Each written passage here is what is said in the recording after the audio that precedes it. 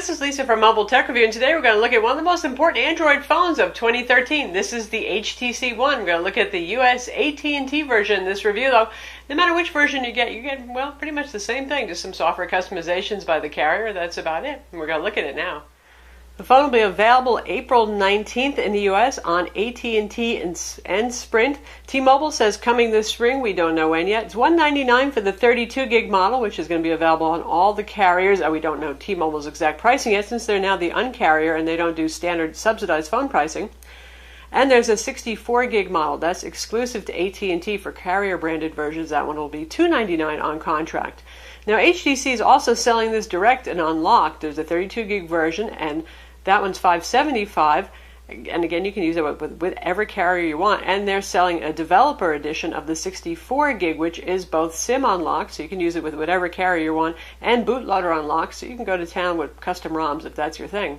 That one's $650, which is probably going to be the same price as the AT&T 64 gig model anyway. So if you're an AT&T customer and you're not due for a contract renewal, you might want to look at that one because it's a little bit more versatile.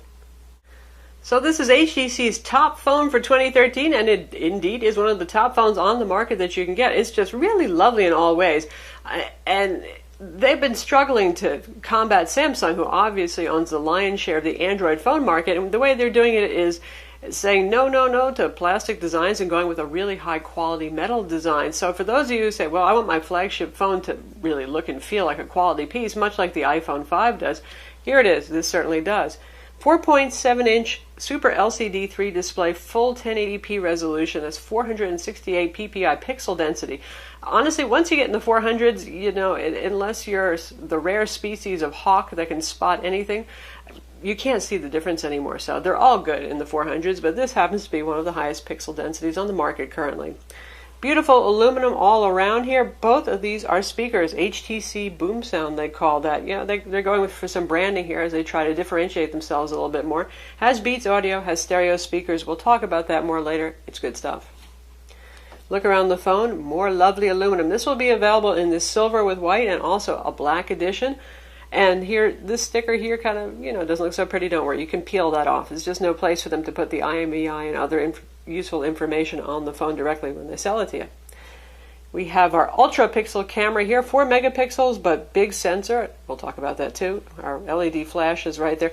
Really gorgeous looking phone. Just feels nice in the hand. There's a curve to the back, so it fits in your hand nicely, not too angular.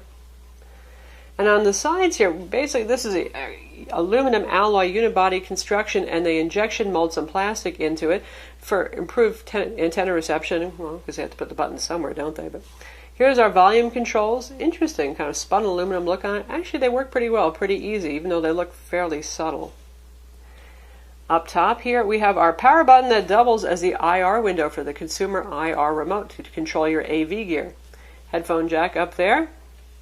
Contrasting white with the silver. It looks pretty nice. Up here, I know some people are really paying an excruciating amount of detail to build quality, particularly customers more than reviewers. And there's a teeny weeny bit of a little bit of gap here where the white meets the silver. But honestly, there's nothing that I would worry about. I know some people are obsessing on it. To me, it looks like a pretty good tight fit all in all. And on this end here, we have our micro USB port.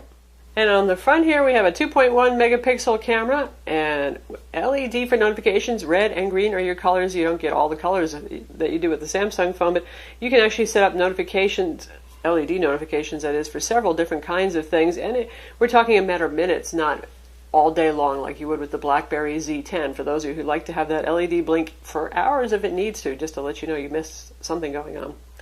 And we have an ambient light sensor there, too. Inside, the phone is just as impressive. 1.7 gigahertz Qualcomm Snapdragon 600 quad-core CPU, very fast, and the highest benchmarks we've ever seen from this guy. 2 gigs of RAM inside, and as I said, either 32 or 64 gigs of internal storage. No micro SD card slot here anywhere, folks. Sorry, the only thing that you got in the way of a door is right here, and that's for your micro SIM, right over there. Likewise, the battery is sealed inside. 2300 milliamps, that's a pretty decent capacity for a smartphone. We worried about battery life on a phone that's, well, this fast, and actually it's been quite good. The phone has Wi-Fi, 802.11 BGN, and Wi-Fi A and AC. That's pretty darn unusual. It's dual band, Bluetooth 4.0, NFC as well on this, and a GPS with GLONASS. So really you got the recipe for all good high-end stuff here. So how about the software? Here we have our standard Android home screen, right? Doesn't look too exceptional there.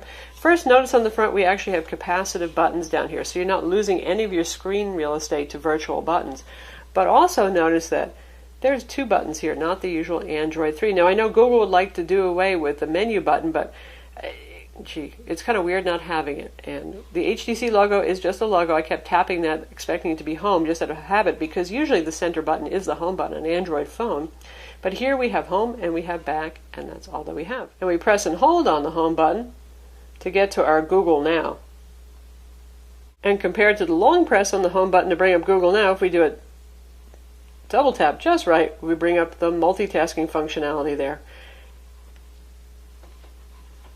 Notice where it goes by default for the home screen. This is HTC Blink. Think of this sort of like Pulse. It's a very visual news reader for various news sources, all kinds, not just technology here. And you get a pretty good selection. You can customize what you see here, but you can't add your own sources, which has been a sore point, I think, for a lot of people. And you also get the clock and the weather there, because, you know, HTC loves to give us the clock and the weather. And if we tap on that, we get world times on the clock section right there. And if we tap on the weather, we get weather news. We're running Jelly Bean Android 4.1.2, relatively recent build, not the very latest available for Nexus phones, but still, we're talking minor point differences here, not complaining. And HTC Sense 5. HTC has really toned down Sense a lot, and they've made it a little bit more of a modern, clean, flat UI. I like it a lot. Now, I've always enjoyed Sense in general, to be honest, a little bit more than TouchWiz often, and this is nice and understated. We have our little launcher strip here for quick launch icons, and you can customize which icons are down here, and pressing here will bring up your application drawer. Unlike most Android phones, it's not side-to-side swipe, it's up and down scrolling. Now, by default, HTC ships this with several icon groups put together in folders for you. Now, some people say, well, gosh, it's an extra tap to get to things. You can move these around however you see fit.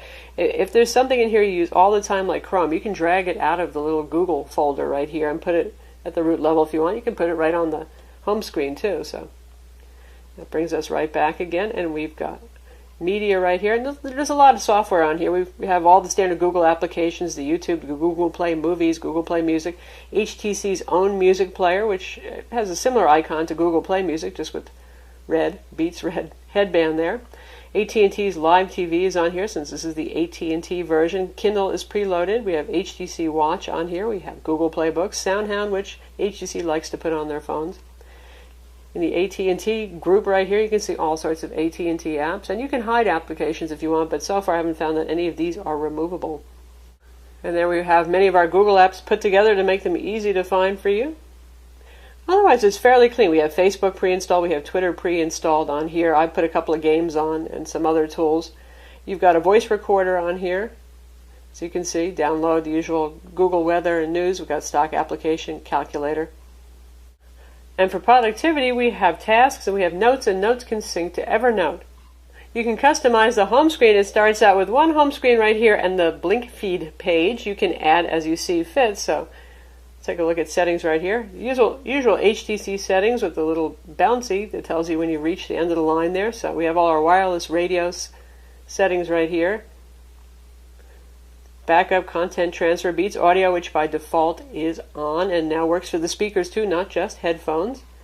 And under personalize, you can see we can change our wallpaper, the lock screen, customize the home screen. You can also do a long press to do this. If I hit add panel, I can add another panel, so you're not limited to just the screens it starts you with. And there's a whole lot of widgets here. AT&T Navigator, AT&T Smart Wi-Fi, bunch of calculators, a couple of calendar views, bookmarks. Some of those are the usual Google things right there. Facebook stuff, Gmail, Google Play, Google Now, Google Recommends, music playback widget,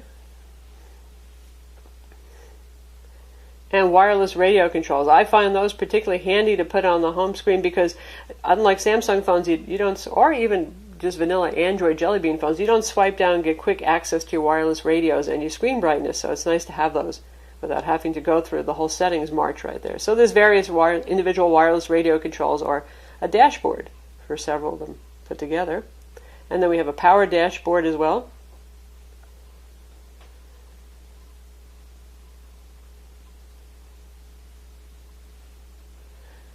And then a couple of clocks, because we know that HTC still loves their clocks and their weather widgets. And in fact, for those of you who are feeling nostalgic, there's the traditional old-fashioned HTC flip clock with the weather built in. So lots to choose from there. And this is a pop-down, so you can actually choose between apps and shortcuts. So if you want to change the shortcuts that are at the bottom, there's your selection of shortcuts that are on the bottom. So pretty easy stuff. HTC makes that fairly user-friendly. Just like the overseas version, it comes in a nice looking box. Usually we won't comment on too much, but you know, AT&T particularly loves their little ugly orange and white boxes that make every phone look a little cheesy for the out-of-the-box experience. You get the nice box here. Cool. Skinny box for a skinny phone. Inside, printed guide, that's where the phone sits. And then inside here we have our SIM removal tool, our standard HTC charger, which looks like pretty much every other HTC charger that you've seen lately. USB cable included as well. And there's your little world charger. And we get some nifty headphones.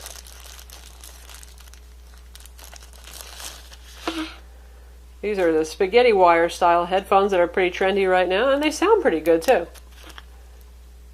Often when phones come bundled with a headset, it's pretty depressing stuff, but this is actually not bad. And now let's compare it to the iPhone 5, its little buddy with the metal construction and diversity antenna designed for, well, good reception, despite the fact we're talking about a lot of aluminum in the casing here. Obviously the iPhone 5 is going to be smaller. It has a smaller 4-inch screen. And here from the back view, well, in a way, almost a similar kind of aesthetic, isn't it? A lot of brushed aluminum, white highlights. I would say that the HTC has a unique kind of design language, though. Very curved. They break up the monotony of the back with their white lines here. Curved where the iPhone is flat, for example.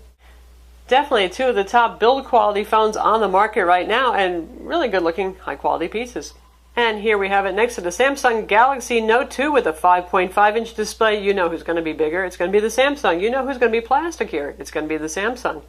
But there they are together to give you an idea of the size difference. Significant. And the back view. And here we have it next to the Sony Xperia Z, 5-inch display on the Sony, also full HD 1080p. Certainly an interesting comparison, particularly for those of you who are overseas, because you have the Xperia Z on carriers. We don't yet in the US. We will get the ZL, which is slightly smaller, as an unlocked phone in the US. Anyway, both high-quality phones. The Sony goes with glass front and back, so a different look and a more angular design. Just about the same size, though, so that's interesting. Even though the HTC has a 4.7-inch display, it's cutting about the same footprint, just a teeny bit smaller, hardly, than the Xperia Z. And on the back view, we have black plate of glass here, and we have, of course, the aluminum here. And in terms of thickness, well, they're both thin phones. And lastly, of particular interest to you photo buffs is the Nokia Lumia 920 versus the HTC right here. This has a 4.5-inch display, the Lumia, so it's really not much smaller. Go figure. Of course, the Lumia is a bright, colorful phone available in several stunning shades versus the aluminum understated thing going on with the HTC. In terms of speed, the phone just feels chronically fast. It doesn't lag, it doesn't bog down, it handles many applications running at the same time. I played Real Racing 3 with it, minimized that, just switched around to other demanding applications, gone back and forth, and nothing slows this guy down. And on synthetic benchmarks so far, it is the fastest phone on the block. Now, when the Samsung Galaxy S4 comes out, also using the Snapdragon Qualcomm 600 CPU with Adreno 320 graphics, then it'll be interesting to see who's faster. My guess is they're going to end up benchmarking about the same and both feeling fast. But for synthetic benchmarks, Quadrant 12,252. That's more than twice as fast as most high-end Android phones on the market, and it's even faster than the very fast LG Optimus G. On Antutu, 24,589, insanely fast, but that's really, really good. For GL Benchmark 2.7, using the Egypt 2.5 HD test, Off screen, we got 37 frames per second and 33 on screen. Now, that's a very demanding new version of GL Benchmark, so those are actually very good scores. SunSpider, 1155, and lastly, Geekbench 2, 2637, making it one of the fastest phones ever on Geekbench. Reception on the phone has been good, no problem because of the aluminum casing whatsoever. HTC really did go with some serious antenna design and diversity radio inside to control that. And you can see our data speed tests on AT&T's LTE network have been excellent. Now you get a different range because it depends on where I was. Some cell towers are quicker than others, and also I was using a couple of different test servers on there, but you get the idea. And our average was generally in the upper 18s, 19s for download speeds, and upload speeds. You can see where we're at right here, anywhere from about 6 megs all the way up to 17 or so. So very good data speeds on the phone.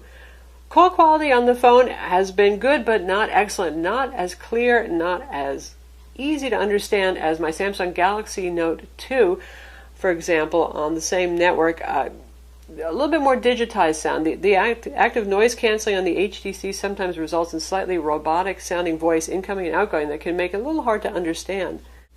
The on-screen dialer, large and easy to use, and whoever you called most recently is going to be up here, and then we can slide through favorites and history right up here to get to other stuff. Now, when I said call quality wasn't superb, it's not abysmal either, so don't have a panic attack if you really like this phone. It's just not the sharpest phone that we've heard so far on AT&T. HTC, like Samsung and Sony, is now getting into the AV remote gear thing, and we've got, again, that IR port right up here, consumer IR remote control on here, and it's a content-oriented kind of thing. Definitely listed all the providers in our area, and it also supports some other services online like Crackle. Pretty cool. You tell it some of the shows that you like, and it tries to come up with things that are interesting. We have our Today view, our This Week view. My videos is just locally stored stuff, and any show that I mark as a favorite and I say I want to track will show up here, so I can keep track of what shows are upcoming that I'm interested in, which is pretty nice too. And up here we have our shortcut to our AV remote control right here, and you can control your basic home theater, your TV, your AV receiver, your cable box. That all works pretty well. And if we go home, you'll see that little film symbol right there. I can just jump on and turn on my AV gear and control stuff right here from the taskbar without actually having to go into the app, which is pretty cool. The phone has both Chrome installed and the older WebKit web browser, because that allows, in this case, not so much HTC, but AT&T to customize the browser a little bit. We'll talk about that. But you can see we've got Adobe Flash Player here. Now, I didn't put that on. It comes pre-installed, which is pretty darn awesome, and that works with the older WebKit browser, which is the default browser on the phone unless you choose to change it. So for those of you who love Flash, that's the bomb. And if we take a look at the web browser here, we'll go to landscape mode, you can see we have this little drawer here, because every time you change a page, this is the little AT&T sharing strip. I really hate this thing, honestly. Guess what? You can disable it, though. So you don't have to put up with that if you don't want it. Anyway, once you start scrolling through a page, it does disappear again, so no problem with that. Here's our on-screen keyboard, typical stuff for HTC. You can press and hold to get your alternate numbers and your symbols and all that kind of thing. I always like their keyboards. It works pretty well. It's nice, it's big, it's roomy.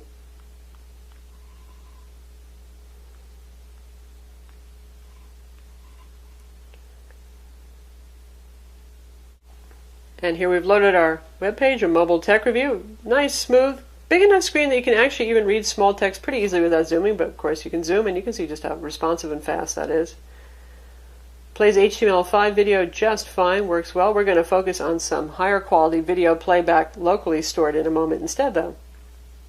And then we're going to check out Gallery, which has some neat animations going on. Notice right here, the cat is actually moving, for example. And once again, if we're in event view, we get the same neat thing here, and things are categorized by events, and I'll show you a neat effect that HTC does. So here right now we've got a little animated cat going on, a little presentation, and some stills to look at, and if we tap that, we'll see. And there are various effects. This one is called Eiffel for Eiffel Tower. You get French music and it's black and white. I don't think that's too suitable for my flower picture, so I'm going to change that to something else.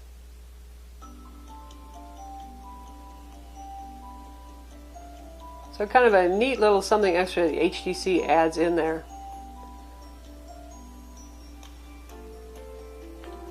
And HTC has a feature called Zoe, which basically shoots a 3-second video clip, many photo frames, and creates a little in the moment, sort of like Vine. Just an interesting little snippet feature. I know some people really love that. It's kind of neat. To me, I actually like what they do at the gallery a little bit better. I find it more exciting. Speaking of the camera, again, it's a 4 megapixel, but it's ultra pixel actually camera on the back. What that means is the pixels are actually larger on the sensor. For those of you who are photography buffs, you know that larger sensors let more light in and more color, so you actually get better low light shots. And you know what, even in daylight, compared to some of the higher megapixel cameras on the market, this has done a really nice job taking pictures. A little bit over sharpened maybe, but honestly some really nice color saturated photos right here. And if you want to shoot a Zoe, you can see we got the little blue button right there. We can shoot a Zoe and it's going to fill up the frames and make something out of it. Or we can just do a regular still shot, or we can shoot a video. Shooting is very quick. And right now we're in Zoe mode, so you can see how it's filling up the frame. That one probably won't be too exciting since I wasn't moving the camera around any. And we'll turn Zoe off. And you can see the modes here. We have HDR, we have night, we have various scene settings, switching between the cameras, a sweep panorama, self-timer,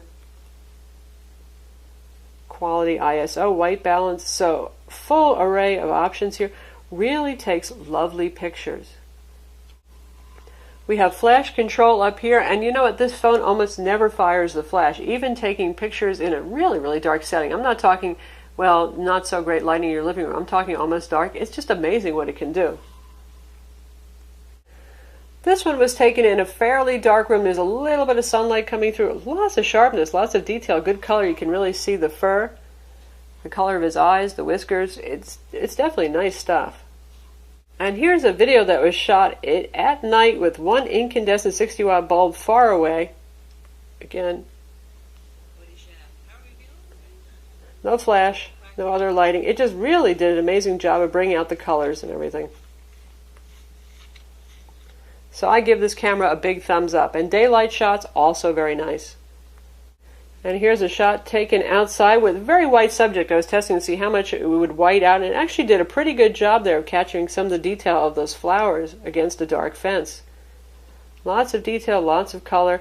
A nice natural kind of feel to the photo. Doesn't look digital and two-dimensional at all. Good stuff. Now we're going to test 1080p video playback. Of course, that will play natively without any kind of scaling on this display. And the thing to pay attention to isn't just a gorgeous display, but it's the speakers. It sounds so rich and full. It really puts my Galaxy Note 2 to shame and my Galaxy S3. Feet tall, with razor-sharp claws. The volume most of the way up. Sounds as good as a lot of Ultrabooks, to be honest. His face scarred. And tablets. And it looks great too. I drew my sword. Chomp! Dad's leg was clean off. Oh, that's my favorite. So definitely an awesome multimedia device. Okay, so we have a really fast phone here, reasonably large display, full 1080p, even on auto brightness. I like HTC because they don't go real dim with the auto brightness. It's actually pretty bright, so they're not really dimming it down.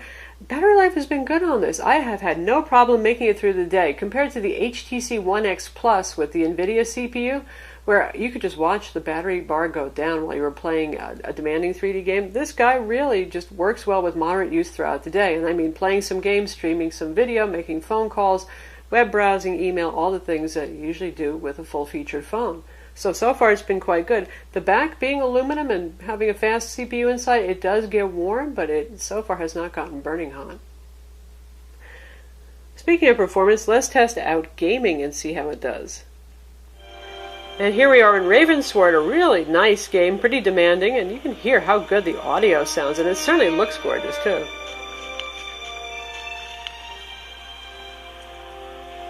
Greetings, friend.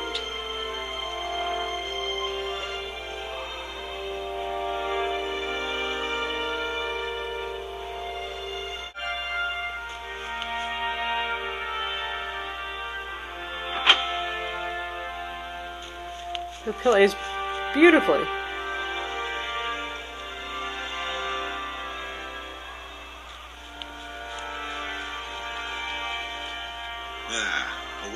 last, I see. It's good to see you up and about. So that's This is Ravensford. the Guild Hall of the Champions of Tyreus. And I am Perdis. And now we're in Real Racing 3. See how that plays. Hint, it will do well.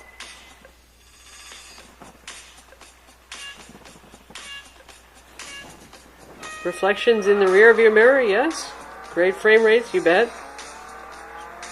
Sharp display.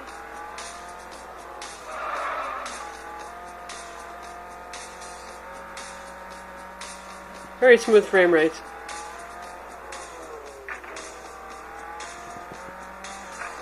And you'll get real-time damage effect here, I know, because I was smashing a couple other cars and my windshield got all cracked up.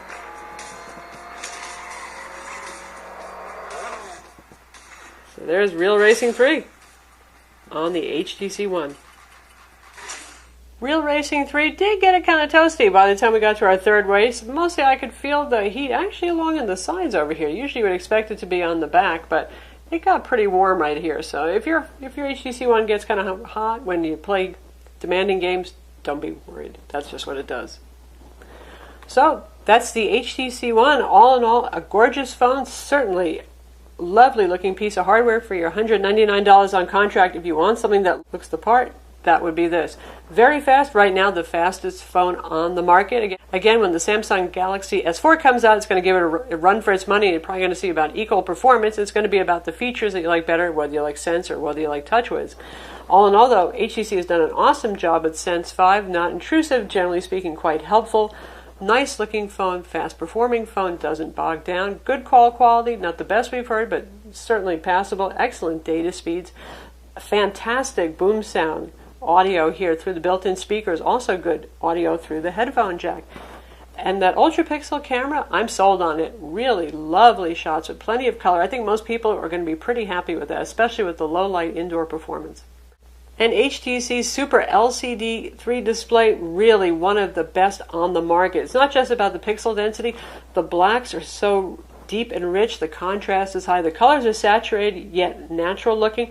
Viewing angles are wonderful. Again, from the side, it looks kind of like a painted-on display. It's great stuff.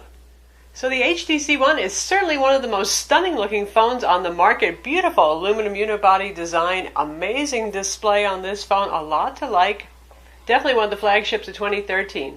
I'm Lisa from Mobile Tech Review. Visit our website for the full review. And don't forget to subscribe to our YouTube channel.